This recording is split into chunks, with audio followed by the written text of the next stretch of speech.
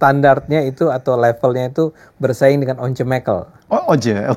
Once itu paling tinggi di PDIP ternyata. Kan ada Eriko Sotarduga. Eriko Sotarduga kalah sama Once. Terus ada situ lagi kan si siapa? Masinton. Ada si yang pengacaranya kasus Verdi Sambo itu. Aduh lupa. Banyak banget ya? Iya, itu jago-jagonya berantem di sana. Saya sekeluarga ya. Iya. Saya dan tetangga-tetangga itu memilih Anda. Yang saya berterima kasih nih, kalau ini ditonton oleh banyak teman-teman yang lain, saya menyatakan terima kasih sebesar-besarnya pada siapapun yang memilih saya dan memilih PSI waktu itu. Kecewa pasti kecewa, sedih sih pasti sedih. Tapi kalau orang memang tidak merasa saya adalah seorang anggota DPR yang tepat atau yang PSI pantas, ya kan? yang pantas, ya nggak usah ya. Karena dokternya bilang dengan tendangan, saya kan dikeroyok oleh sekitar 20 orang kali ya. Diinjak, diseret diinjak, ditendang gitu ya, kepala. Dipelorotin ya udah. Dipelorotin, diperbalukan lah. Badan ditendang, dipukul, kepala ditendang, dipukul. Dan dokter tidak menemukan sesuatu yang serius. Sultan Jogja itu adalah, menurut pandangan saya, by definition ilmu politik ya adalah sebuah dinasti.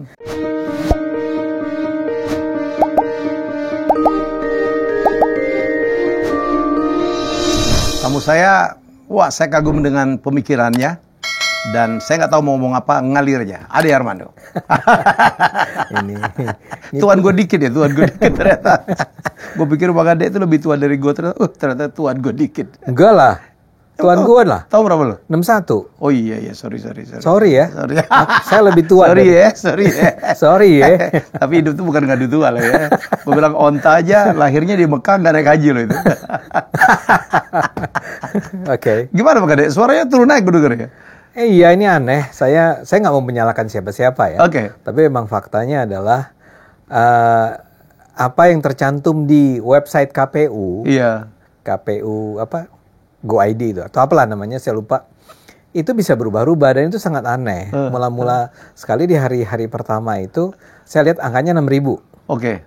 Oke. Make sense dong, 6.000 udah senang tuh. Terus langsung entah satu hari kemudian atau beberapa jam kemudian atau dalam hari yang sama maksud saya, itu naik jadi 90. Nah, saya langsung menyimpulkan nggak mungkin dong. Sementara orang lain, wah selamat ya. Dan benar kan, habis 90, hari berikutnya 100 sekian. Sehari berikutnya 200 sekian. Hari berikutnya 400.000. Sempat tuh. Gue baca tuh. Baca ya? Iya, gue bilang gila Bang Ade. Begitu banyak yang jatuh cinta sama Ade Armando ya. Wah, itu diselamatin dan orang tuh betul-betul ya mungkin wishful thinking lah ya. Berharap. Mungkin ya orang yang berharap saya masuk. Enggak, itu benar Bang. Benar itu. Saya bilang pakai mix logika sederhana aja lah. Berapa sih orang di Jakarta Selatan, Jakarta Pusat itu? Luar negeri dong. Plus luar negeri, taruhlah. Ya kalau saya udah 400.000, kan artinya orang-orang lain nggak dapat dong mestinya. Dan ternyata emang saya benar. Saya angkat tuh di medsos saya kan. Apakah karena itu ataukah karena alasan yang lain, KPU kemudian mengoreksi, turun langsung pada hari tinggal 20-an ribu. Ya. Saya pikir, I'm happy with that. Dengan 20.000 itu juga udah happy kan. Dan saya pikir akan normal nih, mulai 26 ya. Terus naik sehari kemudian 28. Sehari kemudian ya, lagi 26 lagi. Jadi 26, 28, 26, sehari kemudian 25. Sejak saat itu saya bilang saya nggak baca lagi deh. Saya tunggu nanti deh. Tapi walaupun sayangnya orang seringkali kan tetap aja baca dan kemudian selalu bilang, melaporkan ke saya, Bang, keren nih udah 25 gitu kan. Keren dong. Ya kan memang di PSI saya paling tinggi di Jakarta Selatan ya. Di Jakarta Selatan itself, dibandingkan dengan partai-partai lain, saya kalahnya memang sama orang kayak Hidayat Nur Wahid atau incumbent. Tapi di lawan PDIP misalnya, kan jadi patokan kita kan PSI PDIP kan. Lumayan lah, saya itu standarnya itu atau levelnya itu bersaing dengan Once Mekel. Oh, Once. Once itu paling tinggi di PDIP ternyata. Kan ada Eriko Sotarduga. Kalah sama Once. Terus ada situ lagi kan siapa? Masinton. Ada si yang pengacaranya kasus Verdi Sambo itu. Aduh lupa. Banyak banget ya? Iya, itu jago-jagonya berantem di sana. Saya sendiri heran ya. Bayangin kalau nggak salah ada 4 orang terkenal dari PDIP berada di dapil yang sama. Ada Lula Kamal selebihnya banyak. Lula Kamal di PAN, ada Uya Kuya ada di Uya Kuya, gue dengar nomor 1 di PAN juga. Dia salah satu yang tertinggi. Dia 40-an. Belum dari Golkar tuh. Ada yang orang Korea itu. Korea mula-mula tinggi. Mula-mula ketika sama-sama tinggi itu, dia tinggi banget tuh. Sekarang udah normal lagi di bawah. Ada anak muda baru yang keren tuh dari Golkar. Saya nonton beberapa kali dia ngomong, ketemu bahkan. Saya lupa namanya. Itu juga bagus. Tapi anyway, kalau lihat ya, walaupun belum 100%, menurut gue sih nggak pantas Bang Ade dapatnya cuma 20 sekian ya. Karena yang muja Bang Ade itu banyak banget, tapi yang benci banyak banget juga ya. Banyak ya. Saya orangnya pasrah lah. Pasrah. Ya tentu aja ekspektasi saya lebih tinggi sebetulnya ya. Tapi kan juga kalaupun ya segitu ya kita terima aja lah. Artinya kan gini, orang begitu banyak yang bicara hal yang aneh-aneh ini tentang pemilu kali ini. Ada kecurangan, ada pengerusakan yang saya percaya, saya sih yakin itu terjadi ya. Tapi toh saya juga tidak punya bukti atau tidak punya cara untuk bisa memeriksanya atau mencegahnya. Jadi saya nggak mau nuduh siapapun sekarang, saya lihat saja. Kalau akhirnya turun lagi dari 25 jadi 23, ntar 21 gitu ya. Ya udah, saya juga nggak akan bersedih kali ya. Biarkan Tuhan yang menilainya, memutuskannya. Tapi ya saya sih merasa kalau aja normal mestinya sih lebih, mestinya ya. Karena ada begitu banyak orang yang menyatakan saya sekeluarga ya. Saya dan tetangga-tetangga itu memilih Anda. Yang saya berterima kasih nih, kalau ini ditonton oleh banyak teman-teman yang lain, saya menyatakan terima kasih sebesar-besarnya pada siapapun yang memilih saya dan memilih PSI waktu itu. Beberapa teman PSI di daerah saya di Jakarta Selatan itu juga lumayan ya, anak-anak muda banget, ada Marsha Siagian namanya ya, ada Imelda Purba, itu juga bagus angkanya, walaupun di bawah saya ya. Buat mereka semua, buat mereka yang memilih kami semua, saya harus ucapkan terima kasih. Tapi belum selesai? Belum selesai, angkanya itu baru 59% kalau nggak salah. DKI ya? Jakarta Selatan. Jakarta Selatan. Jadi menurut saya sih, ya banyak narasi-narasi yang memastikan bahwa PSI pasti tamat, tidak masuk ke senayan, belum tentu. Karena masih ada 40% ya. Masih ada 40%. Kan ada margin of error ya? Ada beberapa hal yang orang sering nggak paham. Satu adalah margin of error ya.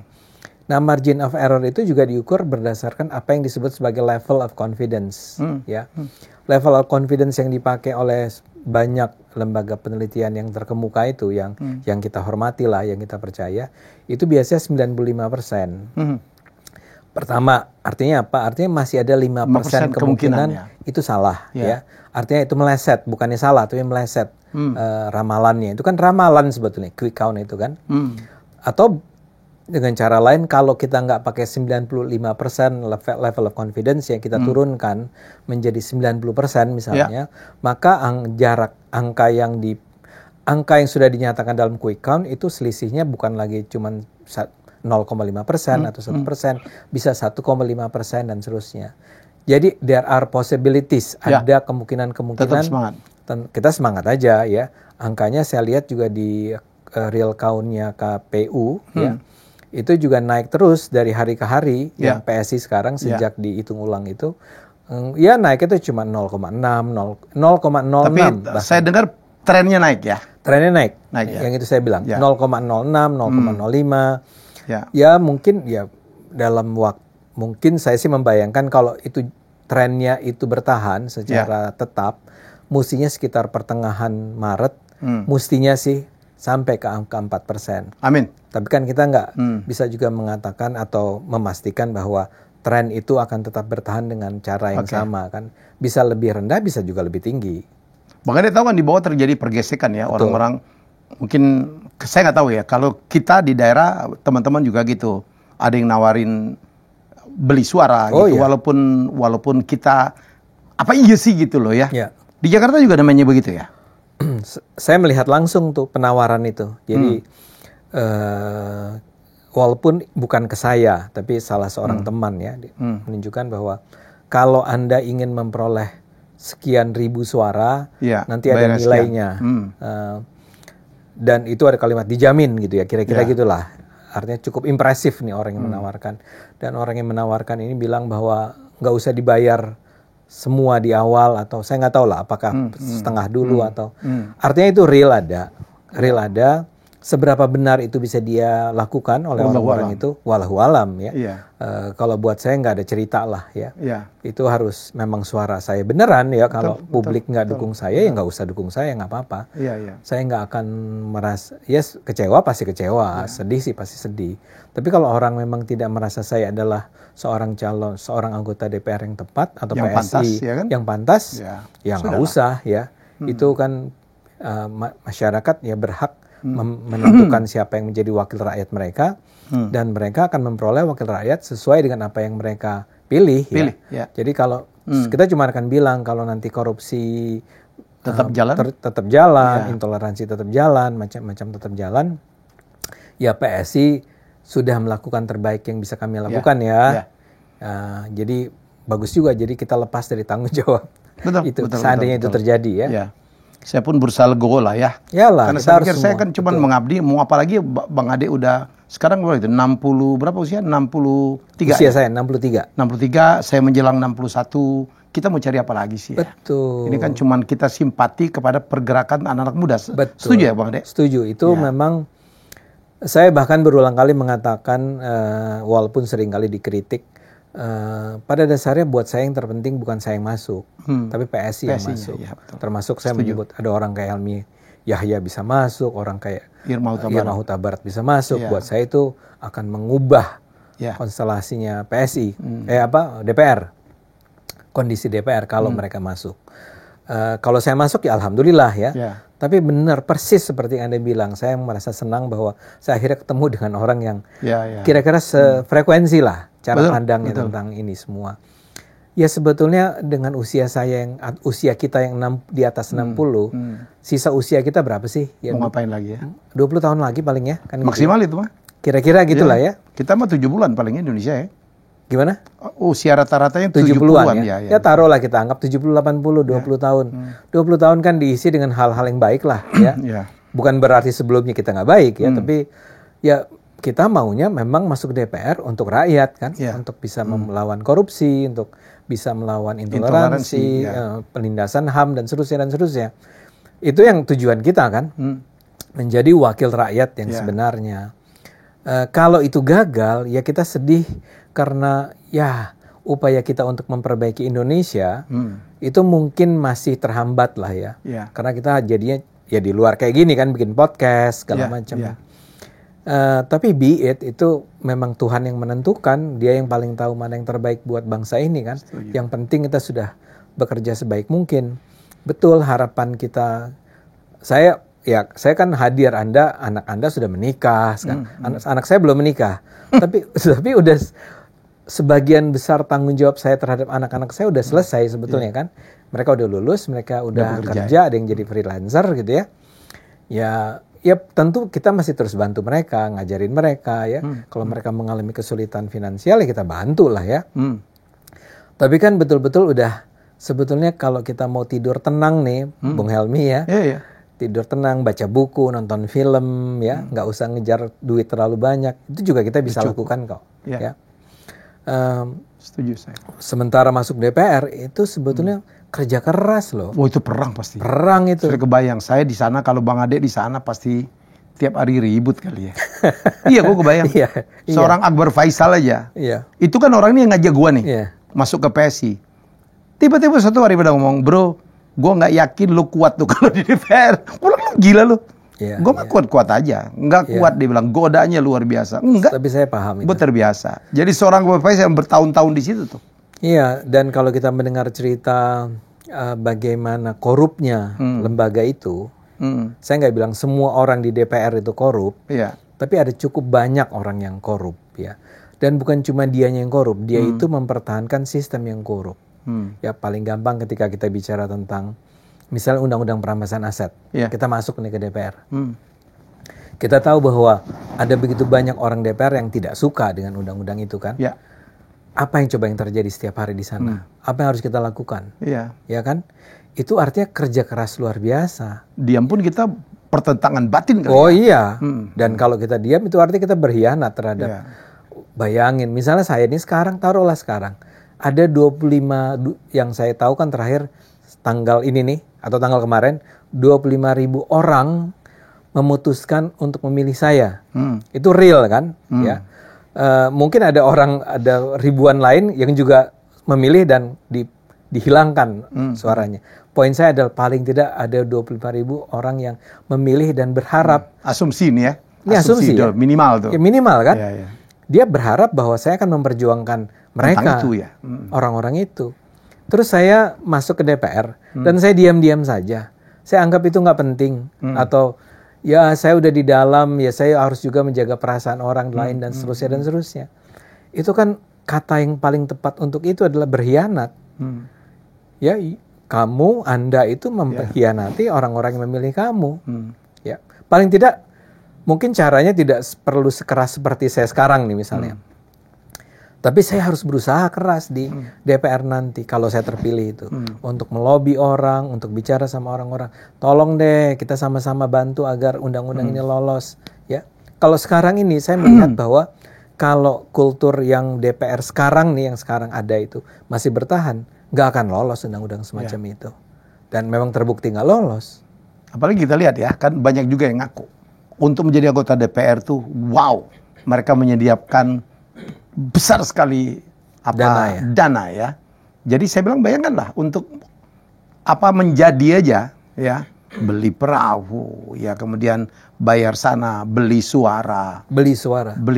Itu gila Bang Ade. Saya tuh mereka ngomong ke saya langsung tuh. Siapa? Mereka itu siapa? Iyalah yang bermain di sana yang kontestan ya.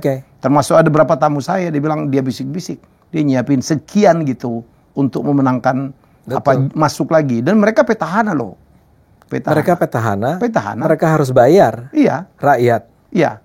Bayangkan gitu. Nah kita kan anak kemarin sore kita mualaf kita ini.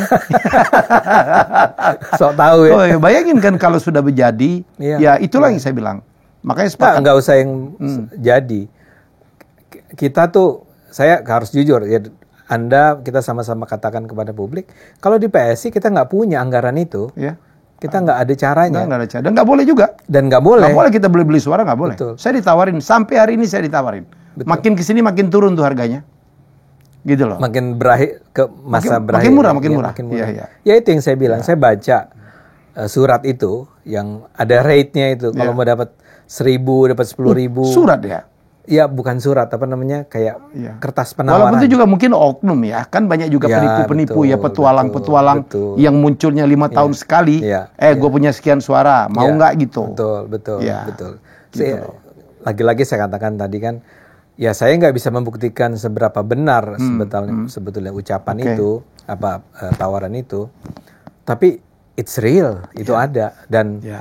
Barangkali karena saya kemudian dengan segera menolak begitu saja, saya nggak pernah lagi dikasih tunjuk tentang tawaran itu ya. Tapi itu real, saya dengar betul persis dari begitu banyak orang bahwa harganya sekian per orang bisa 300.000. Dan yang saya prihatin tuh itu seperti dianggap biasa lah ya. Itu dianggap biasa. Betul. Oke Bang Ade, saya mau lompat. Saya tuh nggak pernah kebayang Bang Ade akhirnya mau nyalek dan mau memilih PSI. Apa alasannya sih? Kalau lihat background Bang Ade itu kayaknya gimana gitu ya? Iya, jadi pada dasarnya kan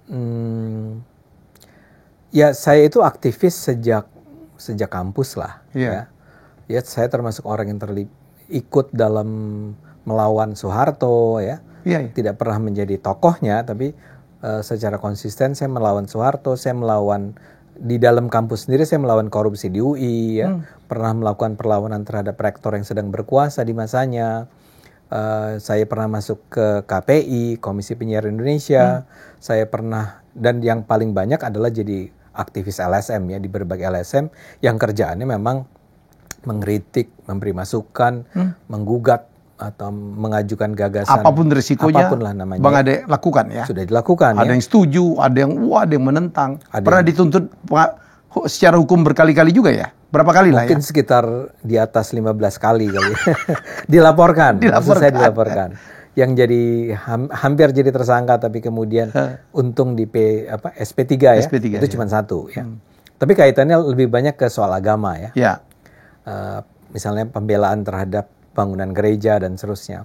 Nah, Anda barangkali saya harus ingatkan bahwa saya pernah mengalami pengeroyokan pada tahun 2022. 11 April 2022. 11 April 2022. Wah, saya senang Anda ingat itu. Ingat lah, itu monumental untuk saya. Iya, betul. Dan Anda selamat gitu. Dan saya selamat, itu yang penting ya. Dan dokternya bilang bahwa this is a miracle. Harusnya sih dia bilang dengan... Dan semangat Bang Ade tidak menjadi kendor karenanya. Tidak menjadi kendor dan gara-gara itu. Saya ingat waktu Bang Ade diwawancarain di rumah sakit. Wih, ini orang bukannya takut atau apa akhirnya jadi males gitu atau menjadi ini gitu. Ternyata wah. Karena saya harus bilang sama teman-teman yang menjenguk dengan wajah yang sangat sedih kan. Jadi ketika saya masih dengan berlumuran darah turun dari ambulans, saya melihat teman-teman yang aduh Bang Ade gitu kan. Ada yang nangis, ada yang segala macam. Ya saya terharu dengan itu semua. Cuma saya berpikir saya harus segera sampaikan sesuatu yang menyebabkan teman-teman ini tidak mundur, tidak merasa kita memang nggak mungkin lagi kayaknya melawan kelompok-kelompok termasuk para mahasiswa itu, terutama. Kan para mahasiswa yang mana nih? Ya, yang berdemo. Gini, yang mahasiswa yang berdemo itu kan sebenarnya nggak ada hubungan dengan pemukulan saya kan? Ya, Anda kan cuma menyaksikan aja kan? Nah, saya juga ingin mengatakan pada mereka semua, jangan pernah mundur, jangan pernah takut. Ini sih sesuatu yang a price that I have to pay gitu kan, harga yang harus saya bayar. Tapi jangan takut nih, abis ini saya akan bangkit lagi dan akan sama atau lebih keras lagi. Dan terbukti, ya dan saya buktikan. Tapi ketika itu gini, bro, saya kan ada waktu sekitar 2-3 minggu tuh berdiam di tempat tidur ya, tanpa banyak aktivitas fisik luar ya. Saya berpikir tentang, jadi karena dokternya bilang dengan tendangan, saya kan dikeroyok oleh sekitar 20 orang kali ya. Diinjak, diseret diinjak, ditendang gitu ya, kepala. Dipelorotin ya udah. Dipelorotin, dipermalukan lah. Badan ditendang, dipukul, kepala ditendang, dipukul. Dan dokter tidak menemukan sesuatu yang serius. Baik di kepala saya maupun di perut saya. Nah, memang dia punya alasan begini. Anda nih tidak mengalami kerusakan serius itu karena kepala Anda keras, dia bilang. Itu nggak ilmiah sama sekali. Keras kepala kali, bukan kepalanya keras.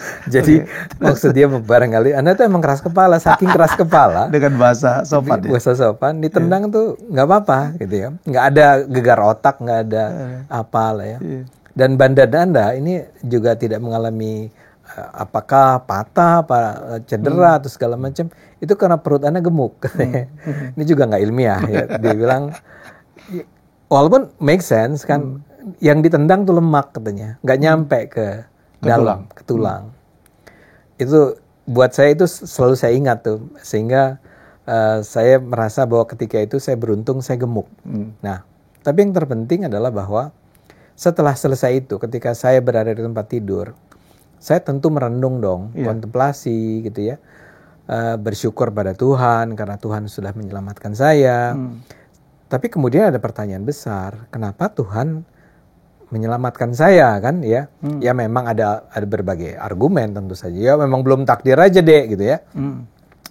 Tapi saya merasa begini, semua yang terjadi di dunia ini, saya religius nih ya, Bro Helmi, harap diketahui. Buat penonton asal tahu aja. Asal tahu aja nih ya. Saya itu religius nih ya. Itu saya berpikir tentang everything happen for a reason. Dan Tuhan itu mentakdirkan itu bahwa saya selamat itu dengan alasan tertentu. Pertanyaannya apa? Ketika itulah saya berpikir Tuhan ingin agar saya bekerja lebih jauh untuk menjalankan amanah atau perintah-perintah Dia lah ya. Bentuknya tapi apa? Karena saya praktis sudah melakukan banyak hal. Saya sudah jadi aktivis, saya ikut demo, nulis, ngomong bikin buku, bla bla bla ya. Artinya sesuai dengan kapasitas saya tentunya ya. Mungkin yang belum saya lakukan adalah berusaha masuk ke dalam sistem dan memperbaiki sistem itu dari dalam. Dari dalam. Caranya gimana? ya ada dua kemungkinan kan, kalau kita bicara pemerintah, kita ditunjuk oleh presiden misalnya. Tapi itu kan artinya bukan upaya saya gimana caranya dong saya berusaha agar menjadi seorang menteri gitu kan. Ya. Nah, saya lihat ada satu peluang lagi yang namanya adalah masuk ke DPR. Tapi kalau masuk ke DPR, ya itu harus melalui partai politik. Pertanyaannya berikutnya adalah partai politik mana yang paling saya bisa percaya agar membawa saya ke DPR. Ya jujur ya, memang mungkin akan panjang nih penjelasannya, tapi ketika itulah saya menemukan bahwa berpikir tentang ya memang harus PSI.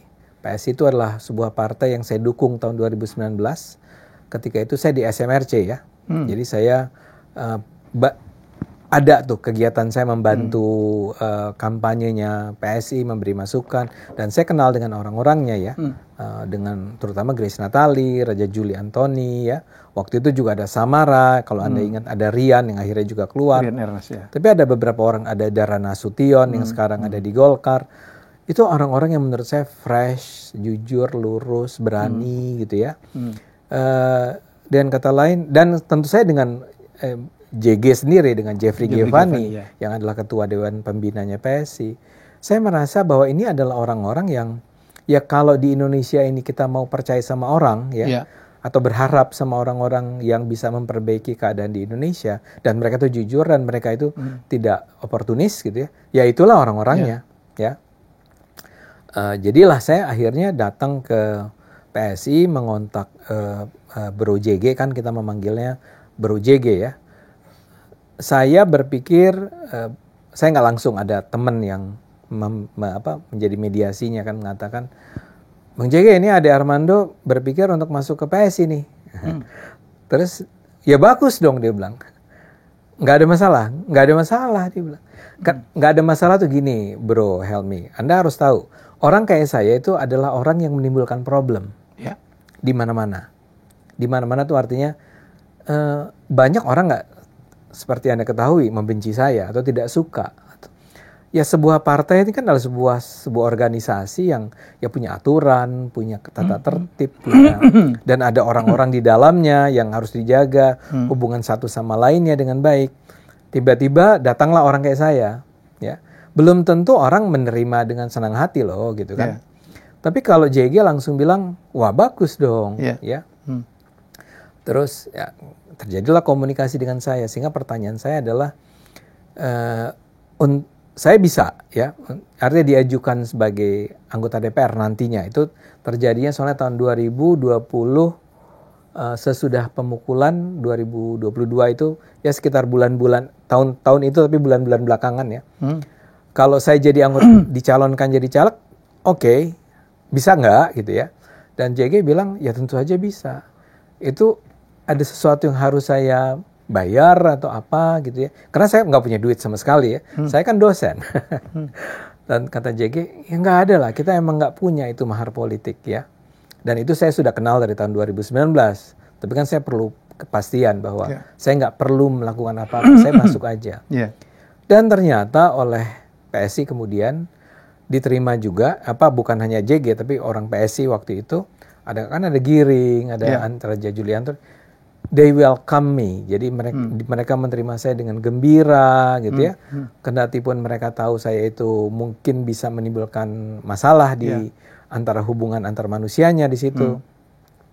Dan hebatnya saya langsung ketika belakangan dicalonkan jadi calon anggota DPR, setelah semua selesai saya keluar dari UI ya, pensiun dini, udah diresmikan gitu, disetujui oleh UI, ya udah saya masuk dan langsung diberi tawaran untuk duduk di nomor 1 di Jakarta Selatan, Jakarta Pusat, tanpa ada kewajiban apa-apa, tanpa ada pernyataan ya. Tapi Anda harus Anda harus mendukung program kami, nggak ada sama sekali. Silahkan Bang Ade, kita percaya Bang Ade masuk ke disebutkan dapil neraka ya.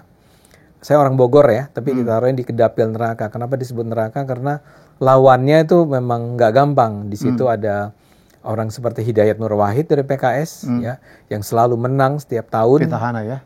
Petahana dengan angka yang sangat luar biasa. Sekarang aja dia udah 80.000 atau berapa lah ya. Atau 60 saya lupa. Di situ juga ada orang-orang seperti Masinton Pasaribu, Enrico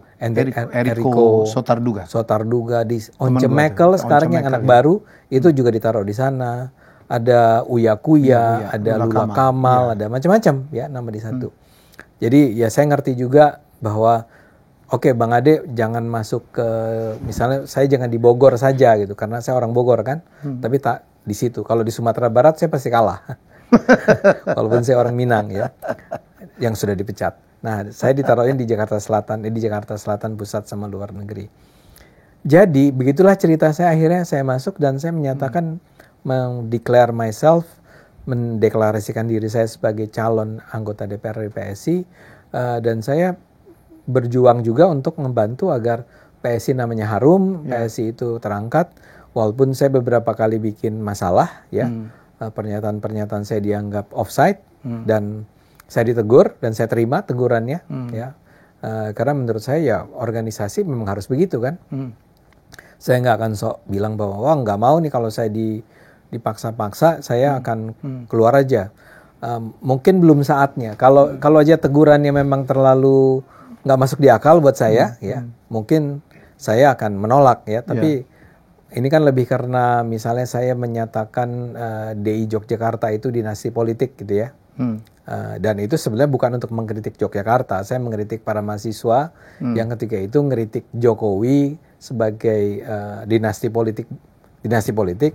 Dan dia menyatakan itu, para mahasiswa ini menyatakan itu di Jogja. Ya. Jadi saya cuma bilang bahwa kalian itu sebetulnya pilih kasih atau nggak fair ya. Kalian ada di Jogja. Ya. Sultan Jogja itu adalah menurut pandangan saya by definition ilmu politik ya adalah sebuah dinasti. Saya nggak mengkritik itu dinasti harus dilawan. Saya mau bilang bahwa kalau Anda melawan Jokowi yang belum jelas adalah dinasti politiknya di mana, itu Anda lawan, ya lawan dong semua dinasti politik Anda di Indonesia. Maksud saya itu. Tapi kan itu kemudian digiring, digoreng, di spin, di framing, bla bla bla, sehingga seolah-olah saya menyerang Sultan Jogja dan Jogja marah gitu terhadap saya. Saya masalahnya waktu itu tidak lagi punya kesempatan untuk menjawab itu karena ya PSI bilang udah ya Bang Ade jangan ngomong lagi, ini udah. Dan Bang Ade patuh. Dan saya patuh. Saya sama sekali nggak mengangkat sampai sekarang ini pertama kali saya ngomong lagi tentang dinasti Jogja karena saya ingin meluruskan juga jangan sampai orang Jogja merasa bahwa saya dengan sengaja ingin menjelekkan Jogja ketika itu. Nggak ada maksud sama sekali ya. Ya sayangnya itu sayang itu terjadi. Cuma saya ingin katakan di sini kenapa saya kutip contoh Jogja itu, saya itu patuh di PSI. Ditegur bahkan dibilang kalau perlu dikeluarkan gitu ya. Dan itu ketua umum yang ngomong ya.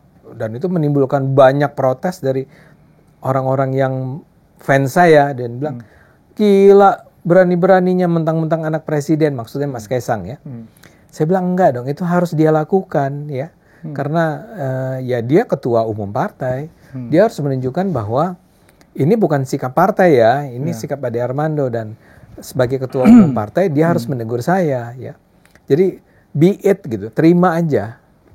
Nah saya mau mengatakan saya sangat cinta PSI dan berharap PSI yang lolos. Bisa masuk karena Indonesia butuh orang-orang baik seperti Anda, seperti Grace, seperti Tony, seperti macam-macam lah orang-orang di PSI itu. Yang saya yakin kalau mereka masuk ke DPR, walaupun minimal, dalam jumlah minimal, itu paling tidak kita bisa melihat apa yang dilakukan oleh PSI di DPRD Jakarta selama 5 tahun itu akan berulang di DPR pusat. Dengan dampak atau manfaat yang jauh lebih besar lagi daripada sekedar maksud saya adalah yang satu di Jakarta, satu di pusat kan. Yang di Jakarta udah luar biasa ya. Apa yang dilakukan oleh William dan kawan-kawan itu sudah sangat luar biasa. Sekarang bayangkan kalau orang-orang semacam ini, semacam William, semacam Anda, itu ada di ruang DPR. Kebayang nggak gimana riuhnya rapat DPR karena Anda angkat tangan. Tapi waktu Akbar ngomong, gue nggak yakin lo kuat lo berurusan. Kau tuh mikir juga, iya kali ya. Tapi kalau sendiri barangkali ya. Kalau cuma satu orang, ya dong, gila dong. Satu orang lawan 500 orang kan. Ya. Tapi kalau orangnya ada saya, ada Anda, ada Tony, ada... Rame juga ya. Rame juga. Dan di berbagai daerah ya, kita lihat berita di NTT, anggota DPRD kita naik berapa? 300%. 300%. Papua naik 400%. Itu kenapa? Ya memang ada faktor Kaisang jelas. Ya. Tapi juga karena orang percaya sama PSI. Ya. Orang percaya akan janji sebuah perubahan yang real ya. Persis. Ya kita sekarang tinggal harapkan nih. Ini jangan nih sampai teman-teman PSI yang sekarang ada di daerah justru jadi partai manis, anak manis, nurut-nurut aja. Nggak ada cerita tuh. Nggak ada cerita, harus diulang tuh keberhasilan di Jakarta. Jadi sama Pak Kade, saya juga dikritik kenapa kalaupun harus berpartai. Gue tuh 60 tahun loh menahan diri untuk tidak berpartai. Gue pernah lah masuk, abis itu gue nggak cocok, gue keluar. Nggak perlu gue sebut. Oh gitu? Iya, gue pernah lah. Karena tahu diundang, disuruh datang, dan tahu-tahu gue dilantik. Tapi gue itulah, relatif gue harus mengatakan bahwa saya itu malas saya berpartai. Ya, malas saya berpolitik gitu. Karena saya itu adalah orang yang kepengen berteman dengan banyak orang. Begitu saya memilih A, merah gitu, kuning, hijau, biru kan bisa menjadi lawan semua tuh. Betul. Minimal lawan berdebat nih. Walaupun di belakang kita ngopi-ngopi nih. Tapi akhirnya gue mutusin tuh, kok partai itu sih? Nah saya di Palembang tuh dikatain tuh. Kok PSI gitu? Kok PSI gitu? Emang gak ada tawaran lain? Gue bilang ada. Nggak untuk mengatakan banyak gitu. Cuman kan nggak serak gitu gimana sih? Ini nggak serak gitu. Jadi saya pikir di sini saya serak. Saya ini kan mentor ya, guru anak-anak muda gitu. Betul. Saya pikir cocok lah. Tapi tapi Anda itu benar sekali. Karena Anda harus sadar bahwa Anda tuh di mata publik adalah orang yang berintegritas, yang lurus. Sekarang bayangkan nih, itu udah terbangun tuh image semacam itu selama puluh tahun barangkali kan. Sekarang all of a sudden Anda masuk DPR dan Anda menjadi orang yang sama aja dengan yang lain. Itu Anda menghancurkan reputasi, keluarga Anda sendiri juga harus menanggung akibatnya. Saya apalagi, saya itu kan dosen yang setiap tahun mantan dosen gue. Oh ya, mantan dosen juga? Iya dong. Oh di STAN saya 20 tahun lebih ngajar dosen. Oh really? Iya 20 tahun? Saya kan Widya Iswara Bang Ade. Pulang dari Amerika 92 saya Widya Iswara langsung. Jadi kita sama-sama lah. Kita bayangkan orang-orang yang selama ini melihat Anda sebagai teladan, orang yang ngajarin mereka, kita harus selalu berada di jalan yang lurus. Kita masuk. Sama aja sama yang saya nggak bilang saya harus ulang. Saya nggak bilang para anggota DPR yang sekarang semua adalah maling gitu ya. Tapi banyak yang maling dan orang yang baik di sana pun membiarkan maling itu berlangsung. Nah bayangkan kalau kita masuk di sana dan jadinya menjadi sama aja dengan yang lain. Ngapain? Itu kepercayaan orang yang selama ini sudah terbangun hilang.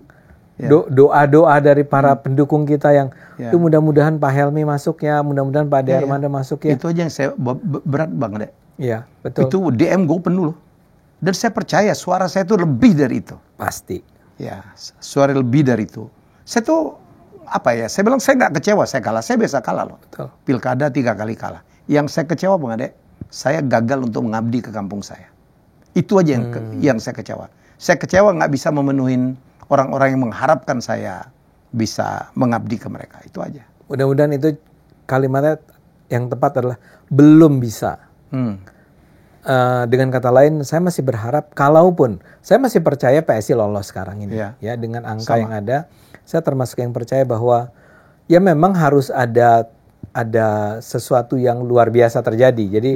Jadi misalnya saja sekarang ini angka PSI kalau saya lihat dari real account tadi pagi 2,86. 2,86, good ya. Kemarin soalnya 2,79 kalau nggak salah. Jadi naik sekitar 0,07 kan. Oh itu, nah, it means a lot. Saya bilang kalau 0,06 saja setiap hari bertambah secara average sama, ya, itu within sekitar 20 hari lagi. 20 hari lagi, itu udah nyampe 4. Ya, udah nyampe 4. Jadi bukan sesuatu yang ajaib, bukan tangan kotor atau apapun. Ini normal-normal saja, dia bisa nyampe segitu, ya. Nah, tapi kalaupun tidak, ya, taruhlah kita nggak sampai 4 sekarang. Kita bandingkan dengan 2019, di situ cuma 1,89 ya. Kalau sekarang naik menjadi taruhlah akhirnya 3,7 100% naiknya. 100% naiknya. Kenapa kita harus kehilangan harapan ya? Belum lagi yang di DPRD ya tingkat 1, tingkat 2 ya. Persis. Sekarang barangkali Tuhan nggak mau ngasih sesuatu terlalu cepat ya. Jadi bangun dulu ya gitu ya. Bangun dulu nih partai. Jadi menjadi pengkritik di luar yang keras dan PSI nggak boleh berhenti nih dalam 5 tahun ke depan. Kalau kita sampai nggak lolos ya. Nah, mudah-mudahan dengan usia Anda kita bisa bayangkan 5 tahun lagi mungkin, kecuali Anda taunya jadi kepala daerah mana gitu ya, atau apa gitu ya. Tapi kalau Anda mau maju lagi, kata siapa enggak ya. Saya nggak tahu apakah pada 5 tahun dari sekarang, saya masih secara kesehatan masih dimungkinkan, bla bla bla ya. Tapi ya orang kayak Grace, orang kayak Raja Juli Antoni, Dede Uki misalnya, orang kayak Valdo Maldini, Sheryl Tanzil ya. Wah itu gila. Itu orang-orang gila. Masyarakat tuh kalau ngelihat nggak ada takutnya dan pinter. Saya merasa saya itu pintar. Saya tahu Anda pintar dan merasa tahu diri Anda pintar. Tapi ngobrol dengan mereka, di diskusi, itu pintar. Ya kita menikmatin ya. Ini internal nih. Jadi kita dulu punya rapat hampir setiap minggu minimal sekali 2 kali ya. Minimal rapat seminggu dengan mereka, anak-anak muda gitu, terpintar S2, S3, pengusaha gitu, artis. Ngomong gitu enak banget. Enak banget dan kita tahu bahwa mereka sincere, mereka lurus, mereka dan punya apa ya? Pintar gitu. Ya, nggak debat kusir gitu. Betul. Nggak ada motong-motong, nggak karuan gitu. Jadi menurut saya sih, wow. Gue menikmatin makanya. Betul. Karena saya pernah masuk, waduh ngapain gue di sini gitu. Di tempat lain maksudnya. Tempat lain ya, yang nggak perlu gue sebut gitu. Jadi menurut saya ini sesuatu. Bang Ade, saya berharap Anda dan saya juga tidak menyesal pernah bergabung dengan PSI, tidak pernah bergabung dengan anak-anak muda yang idealis-idealis ini ya. Oh iya, nggak ada sedikit pun penyesalan tuh sama sekali nggak ada di kepala saya. Saya selalu, ya kan kita tuh kepengen Indonesia jadi lebih baik lah ya. Kita udah bahagia dengan adanya Pak Jokowi selama 10 tahun. Sekarang mudah-mudahan dengan Pak Prabowo 5 tahun ke depan. Tapi kalau DPR-nya masih brengsek gitu ya, masih busuk, masih jahat kan susah juga buat kita mensejahterakan masyarakat kita. Nah, saya merasa bahwa saya sudah melakukan peran saya nih. Saya sudah mencoba. Saya akan ngomong kapanpun, I did my kewajiban saya ya untuk mencoba. Karena ya saya yakin ada banyak teman yang sebetulnya juga kepengen, tapi ngelihat nggak mungkin lah. Ini kan serba politik uang, serba tidak objektif. Kita membuktikan. Tanpa uang. Dan dengan angka yang misalnya, saya yakin kan angka 3,5 ke atas itu akan tercapai. Ya. Kita bisa melihat 3,5 itu artinya berapa juta ya? Sekitar 5 jutaan kali rakyat Indonesia. Ada 5 juta rakyat Indonesia. 5-6 juta. Yang 5-6 juta. Yang berpikir secara akal sehat gitu ya, secara jujur, dan itu artinya sebuah aset yang luar biasa. Lagi-lagi saya jangan sampai orang menganggap kalau milih partai lain itu artinya nggak pakai akal sehat. No. Tapi kalau PS ini adalah betul-betul sebuah partai yang memang partai baru kan ya, 5 tahun, tidak dengan cara yang menawarkan apapun kepada, artinya tidak menawarkan uang, tidak menawarkan apa-apa lah ya. Dan orang tetap memilih kita, dan itu pasti kan memilih kita karena melihat betapa anak-anak muda PSI ini itu memang bisa diharapkan di masa depan. Jadi saya bahagia pernah menjadi bagian dari itu, pernah berada di sana, duduk sama-sama dengan mereka, menyiapkan rencana, berkampanye, berdiskusi, berdebat. It's a bless. Makanya saya tadi coba melihat, biodata Anda. Hidup Anda tuh dari dulu begitu ya, dari mulai ayah gitu ya. Udah memang perjuangan begitu ya. Ayah dulu dipecat gitu ya. Dulu ayah Anda dulu kan apa? Ayah saya itu akhirnya, saya bahkan sekarang lagi lupa nih, dipecat atau berhenti akhirnya. Iya, dia adalah seorang tentara yang mayor. Pangkat terakhirnya cuma mayor ya. Tapi memang dia beruntung terpilih menjadi sandi. Kalau Anda tahu dinas Sandi negara gitu ya? Dinas Sandi Negara itu. Sehingga dia ditaruh di Deparlu kita, bukan Deparlu, kedutaan besar di Maroko. Itu mungkin yang mengubah hidup dia ya, menjadi artinya punya pergaulan internasional, ketemu dengan orang-orang dari melihat banyak, dan itu berdampak pada kami semua akhirnya, pada anak-anak kan, ya. Dan dia tapi jujur, dia lurus, dia tidak mau tunduk pada sesuatu yang dia tidak percaya benar gitu ya. Dan walaupun sampai sekarang saya tidak pernah tahu persis kenapa akhirnya dia jadi dia pulang dari Maroko ya. Beberapa tahun masih berdinas, tapi kemudian seperti dipotong di. Kalau saya baca di Wikipedia, koreksi kalau salah, karena terlalu dekat dengan Bung Karno, pergantian rezim waktu itu. Pertama, dia nggak pernah dekat sama Bung Karno, ya. Dan kata lain, apakah karena itu? Saya nggak, harus jujur saya katakan, saya nggak tahu persisnya. Kalau ada yang mengatakan itu karena dia terlalu dekat sama Bung Karno, saya nggak tahu, ya. Dia bukan, karena gini, kalaupun dia adalah orang yang dekat dengan Bung Karno, dia bukan orang yang menjilat atau mungkin saya salah menyebut orang dekat. Dulu kan ada orang-orangnya, anak-anaknya Bung Karno yang dikasih beasiswa ke Rusia, ke Ceko gitu ya. Iya. Termasuk dulu ada kakak angkat saya. Dulu gitu tuh kayak dapat beasiswa, begitu terjadi pergantian rezim ke Orde Baru dan kemudian ini orang dianggap seperti dituduh gitu. Ya. Mungkin ayah saya tuh nggak pernah cerita.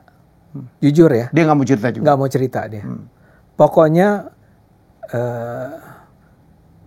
ibu saya itu selalu menganggap apa yang dilakukan oleh ayah saya itu demi kebenaran gitu loh. Dan karena itu kemudian efeknya itu detrimental, menurunkan kesejahteraan keluarga. Ibu saya itu terima dengan dengan ikhlas gitu ya. Dan dia mengajarkan anak-anak untuk mengikuti apa yang dilakukan oleh ayah. Dan saya belajar dari dia bahwa kita tidak pernah perlu takut untuk menegakkan kebenaran, walaupun dengan efek yang luar biasa sekalipun ya. Jadi saya hidup di masa kecil itu mula-mula berada karena dia datang pernah di kedutaan besar gitu ya. Terus ketika pulang ke Indonesia masih ada kekayaan, itu kan lama-lama habis. Pernah mencoba berdagang, ternyata dia orang Minang yang nggak bisa dagang. Jadi kita pernah ke Malaysia mencoba ke Malaysia tapi gagal.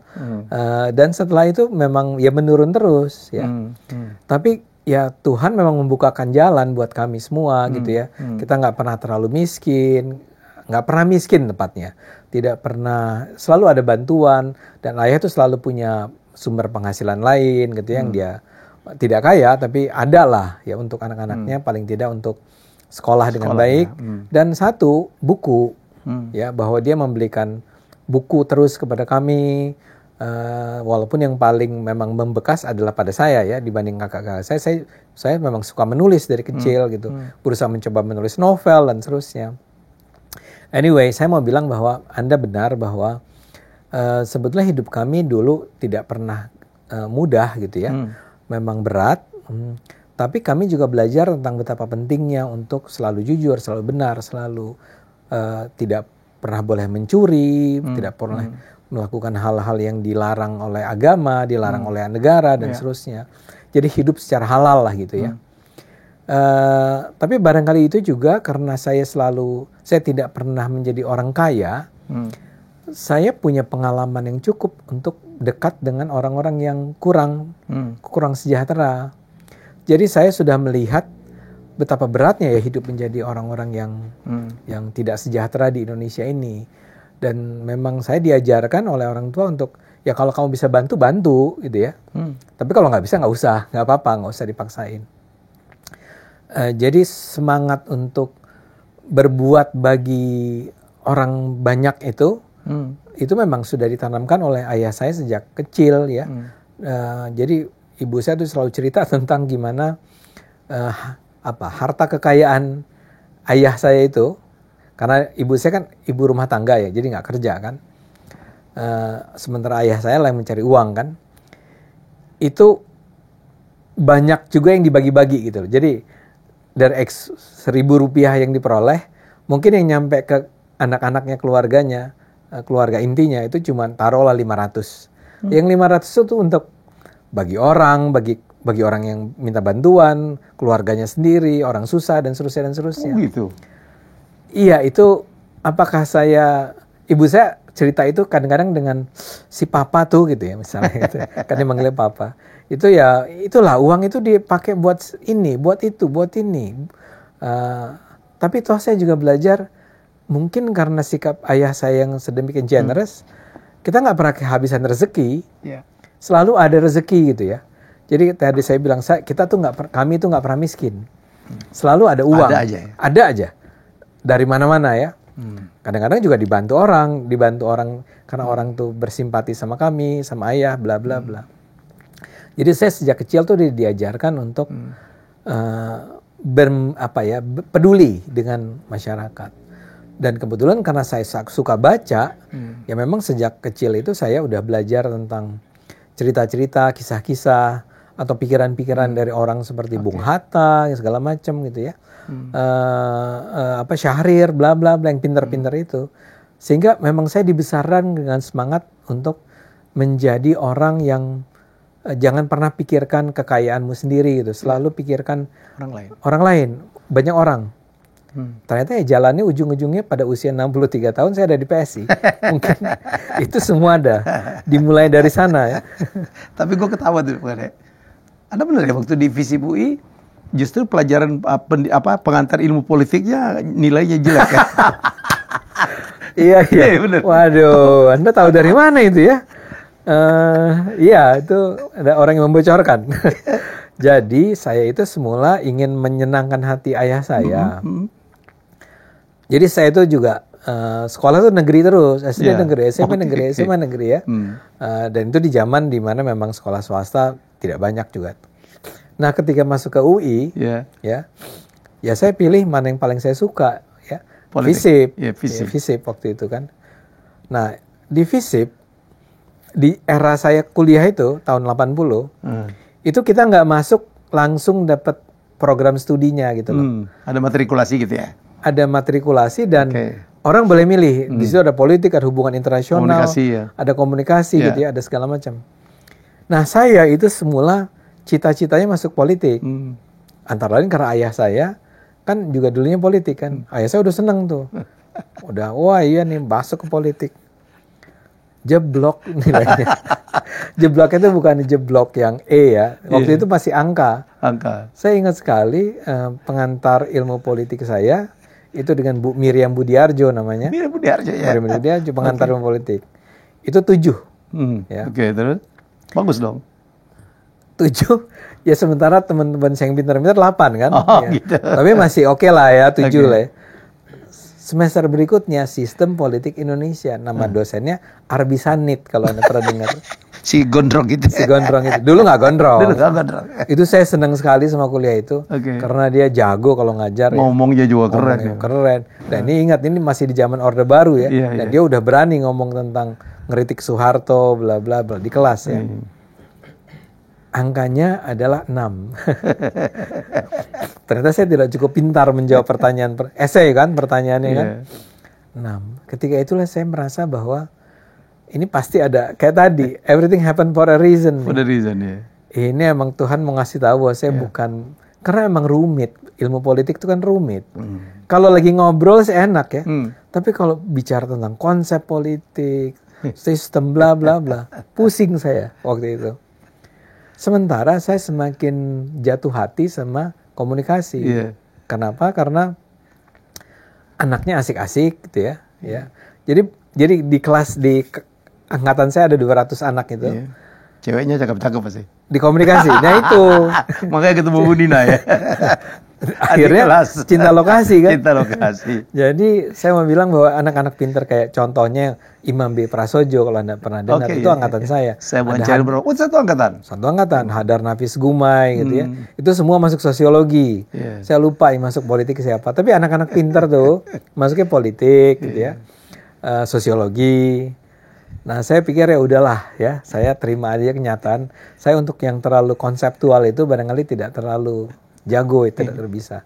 Ya, saya pilih sesuatu yang pertama, saya senang sama komunikasi karena waktu itu saya sudah mulai belajar tentang majalah, tentang waktu itu TV belum ada TV swasta ya. Tapi ada TVRI, bla bla bla. Saya masuk ke komunikasi dan memang cantik-cantik. Tapi umumnya emang nggak pinter-pinter. Tuhan Maha Adil. Tuhan Maha Adil. Kalau yang cantik dan pintar masuknya sosiologi atau ke politik gitu ya. Nah ini cantik dan ngelihat saya tuh kayak, Anda tuh pinter banget ya. Lo tuh pinter banget ya Dek ya. Jadi kayak, wah keren. Tambah semangat dong kita ya. Jadi saya masuknya akhirnya ke komunikasi dan itu yang menentukan hidup saya seterusnya. Jadi angka 6 itu ada berkah buat That's saya. Walaupun ujungnya ke politik juga ya. Tapi kan nggak ya jadi tidak jadi politisi. Aktivis politik ya, jadi politisi iya. Tapi kan tidak menjadi ahli politik. Saya tuh selalu kagum kalau baca analisis politik yang kayak misalnya Syaiful Mujani, Burhanuddin Muhtadi gitu ya. Dahsyat. Wah, ini dahsyat bisa begini ya mereka ini ya. Bukannya saya merasa saya nggak mampu atau apa. Cuman artinya mereka kuasai ilmu mereka sesungguhnya. Sementara saya bangga dengan ilmu komunikasi saya sekarang. Gue potong nih ya. Jadi ini ada cerita lucu. Jadi dulu kami setiap minggu, saya ini kan ketua bagian media di PSI. Jadi saya penasehat, saya yang memperbaikin konten, ngawasin konten. Jadi kita tiap minggu tuh postingan-postingan itu kita cek tuh, termasuk postingan saya. Dan postingan juga Ade Armando. Gue mau marah tuh nggak? Ternyata begitu dilihat, yang nonton saya itu laki banget. Jadi perempuan-perempuan banyak lebih kagum kepada Ade Armando. Gue nggak terima nih. Apakah karena gue harus rambut gue harus belah tengah nih? Ternyata perempuan itu lebih kagum dengan Ade Armando daripada Elvia ya. Aduh itu gue saya minta maaf.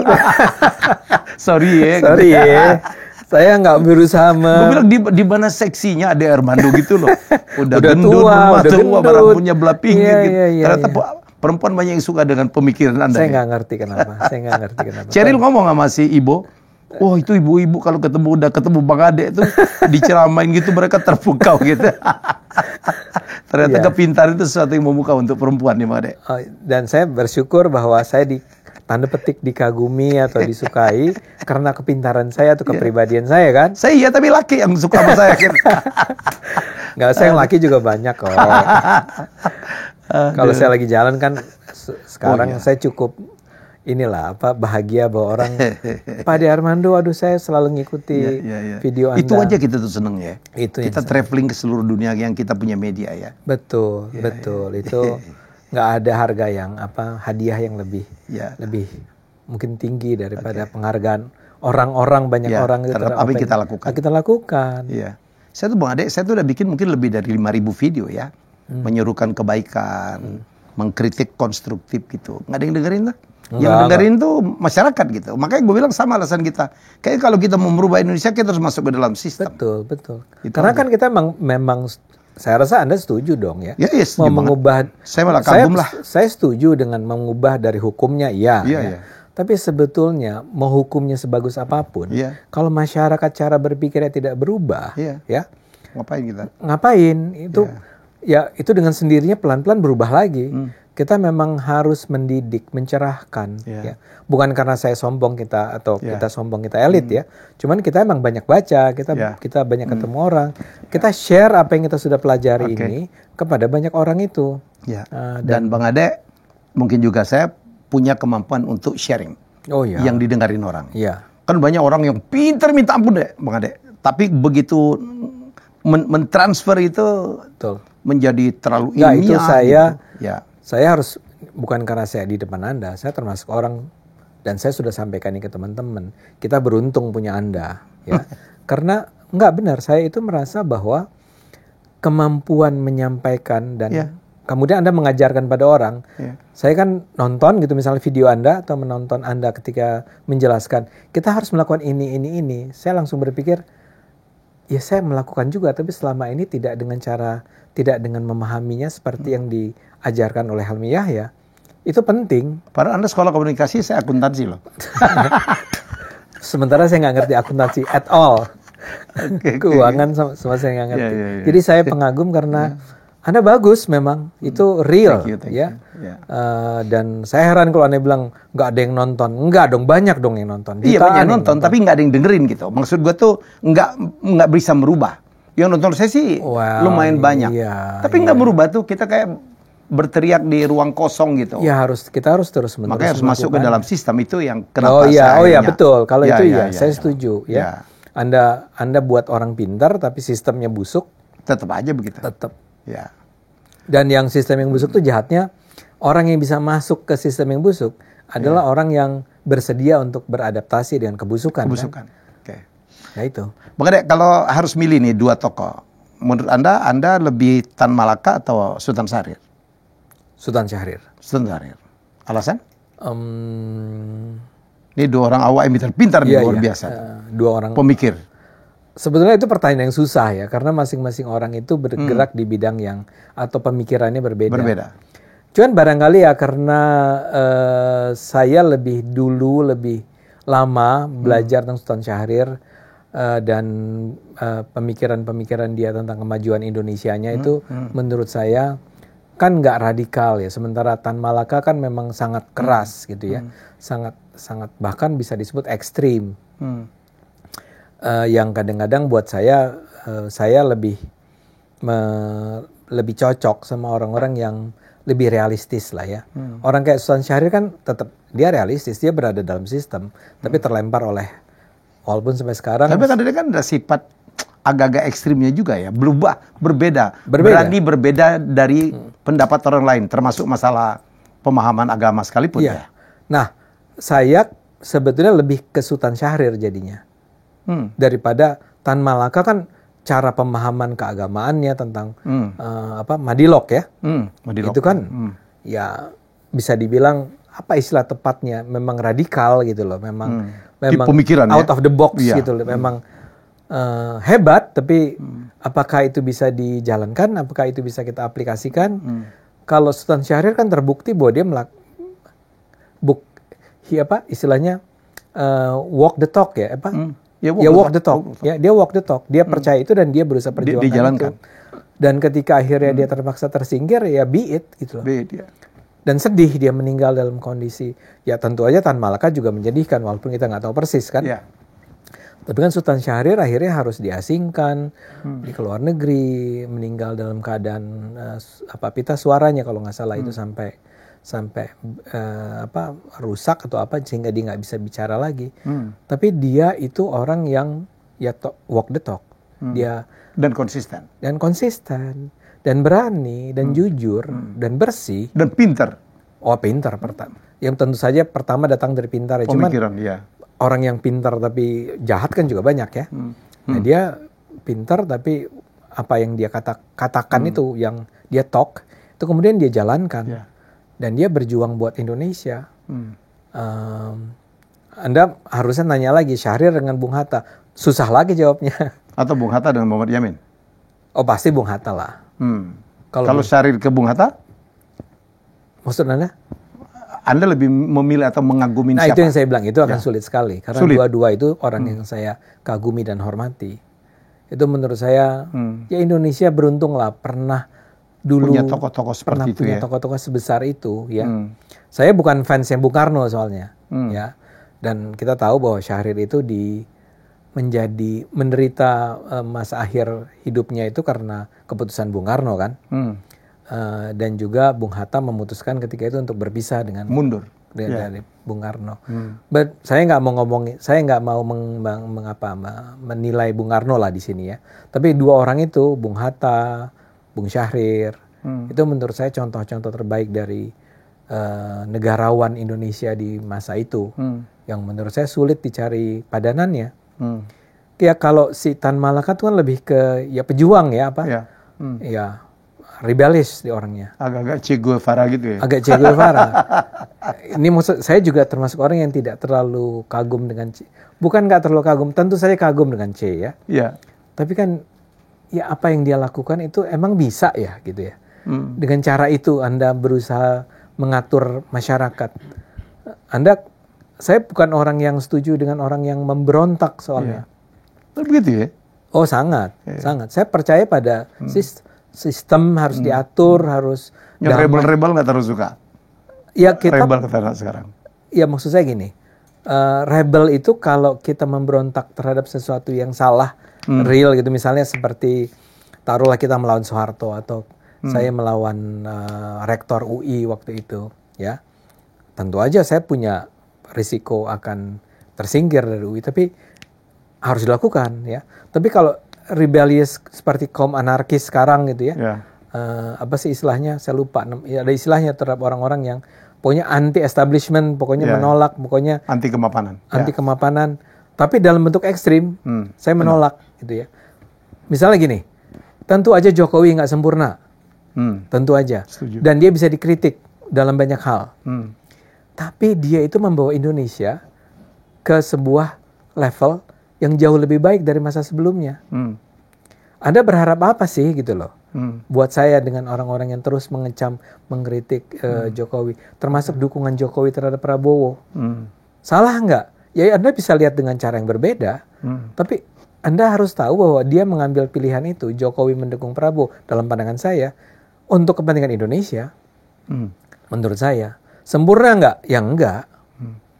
Prabowo itu sempurna nggak? Ya enggak. Tapi dia adalah seorang pemimpin terbaik di masa ini. Dari pilihan yang ada. Ya, tentu aja kalau Anda bilang, dibandingkan dengan siapa gitu ya. Dengan pejuang hak asasi sipil gitu ya. Ya mungkin dia tidak terlalu care dengan perjuangan hak asasi itu. Tapi untuk menata negara ini, memimpin negara ini, he is the best saat ini. Mungkin masih kalah dengan Jokowi ya, dan kita berharap dia akan melanjutkan apa yang sudah dilakukan oleh Jokowi. Tapi he is the best di saat ini. Nah itu yang saya bilang, ya kalau Anda berharap semua sempurna dan Anda nggak bisa terima ketidaksempurnaan dalam bentuk apapun, ya Anda akan menjadi seorang yang terus melawan, rebellious dalam artian itu. Ya, saya itu waktu masuk PSI kan agak satu angkatan dengan Bang Ade. Mungkin Bang Ade lebih duluan dikit ya. Duluan dikit. Ya, walaupun tidak terlalu di-announce. Kalau saya di-announce dengan Irma Huta Barat. Ya. Dan tugas saya adalah untuk merapikan komunikasi. Jadi lucu juga, saya bilang ada Ade Armando. Yang baik kan saya ngomong seenaknya dia, ya kan. Dia nggak. Kalau saya kan kalau ngomong masih ngeri nih. Nanti gue dikritik orang gue masih ngerinya. Masih begitu ya? Ada Armando enggak loh. Dan bener kejadian. Tapi Anda boleh percaya, boleh nggak dalam beberapa rapat Bang Ade, boleh nggak gue ngomong begini? Dia izin tuh berapat kita semua. Gue tuh saya maksudnya. Iya ya, ya waktu kita itu. Saya boleh nggak ngomongin ini atau ngomongnya begini? Gue bilang tuh kalau murid kata hati, jangan dong, gue repot di tugas gue. Tapi gue tahu Ade Armando, nggak apa-apa Bang Ade, nggak apa-apa. Gini, saya jujur, saya tahu Anda itu pasti nggak nyaman, ya. Tapi kan, saya respect. Nggak persis, ya. Jadi ketika saya ngomong ini, saya lihat nih, Helmi Yahya bagaimana nih reaksinya.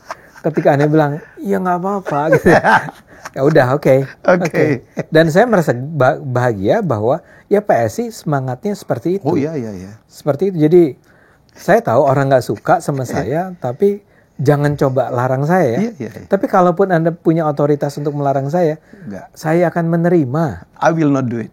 Iya. Jadi gue tahu. Tapi gue cuma ngasih tahu. Kalau Anda pikir Bang Ade itu nggak dengerin kata orang, Anda salah. Salah. Iya. Anda salah. Dia sangat dengerin kata orang. Thank you loh. Ini Anda sangat membantu saya dan membuat saya merasa nyaman karena iya. Mungkin saya mau sama JG, kita harus respect pendapat orang dong. Betul. Emang kalau berbeda pendapat kita berantem gitu enggak juga lah. Nah itu makanya saya tadi asal ada alasannya bener gitu loh. Betul. Jangan asbun. Dan itu yang tidak terjadi di rapat-rapatnya PSI, orang berantem tanpa dengan pokoknya tuh nggak ada. Pakai pokok, udah capek kalau pokoknya ada udah. Tapi saya agak beruntung sebetulnya bro. Kenapa? Saya itu tua. Jadi biar gimana pun anak-anak muda itu, saya nggak tahu apakah termasuk Anda kali ya. Ya udahlah, jagalah perasaannya Ade Armando. Jadi mereka nggak dengan. Nggak. tua aja nggak cukup, Bos. Apa? Ya tua aja tuh nggak cukup gitu. Tua aja nggak cukup, ya, betul. Kemarin Grace juga itu dia terima kasih. Dia ngelihat, lihat tuh Bang Helmy sama itu Irma Huta Barat berjuangnya gila-gilaan. Iya. Masa kita nggak berjuang? Iya. Ya itu aja menurut gua, kita jadi inspirasi.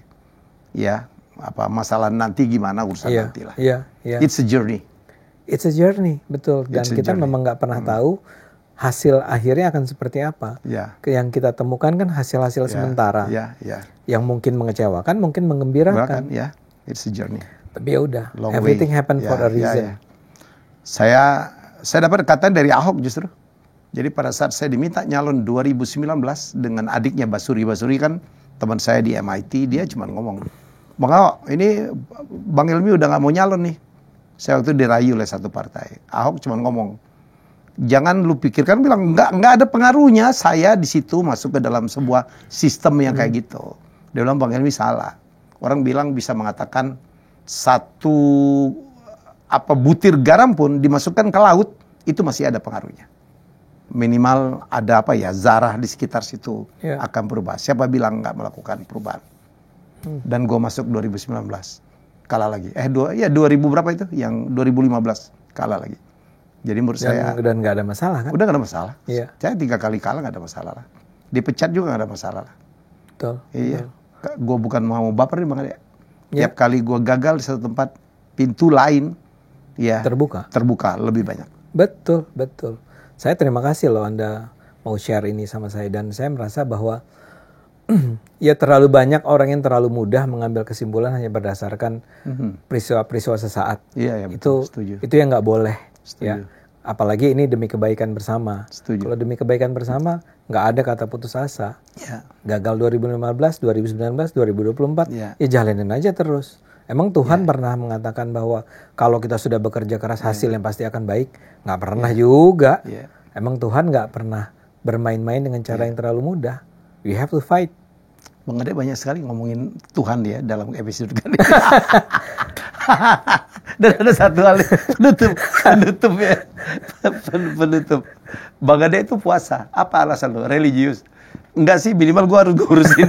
Harus ngurusin ya. Padahal karena Anda gemuk, Anda selamat waktu tahun 2022. Betul. Kan kita tapi berharap nggak terjadi lagi. Jadi nggak apa-apa. Oke, itulah wawancara saya dengan podcast saya dengan Bang Ade. Saya nggak tahu mau dikasih judul apa ya.